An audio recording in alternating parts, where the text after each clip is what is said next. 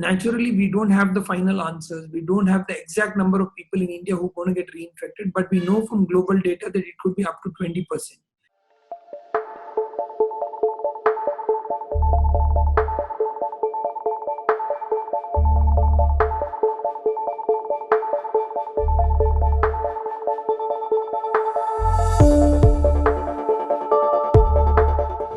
That up to 17 to 20% of the people are known to have recurrences of the coronavirus infection.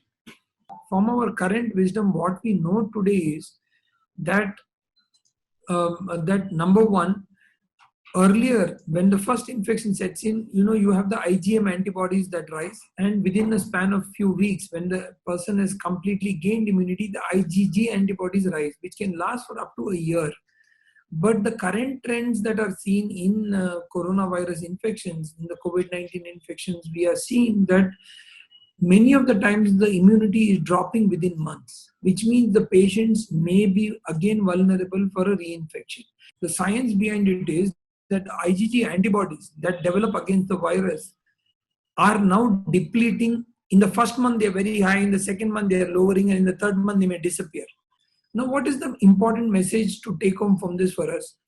There are some specific reasons for that. Number one is that this particular reinfection could be because of lowered immunity, could be because of your own immune system being weak. It could be because of a false negative PCR test or antibody sensitivity test. Each one of them is a possibility. However, we know that reinfection is happening. Now, what can these people do? Having antibodies in your blood does not mean that you're fully immune to the infection.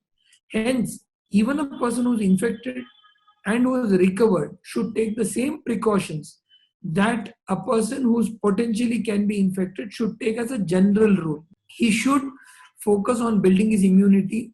He should focus on looking at good nutrition, doing some good amount of breathing exercises, yoga, pranayama, whatever he suits him. Looking at high protein diet with high amount of good vitamins, minerals, fibers into the diet. He needs to look at a balanced, good amount of fluid intake, which is required.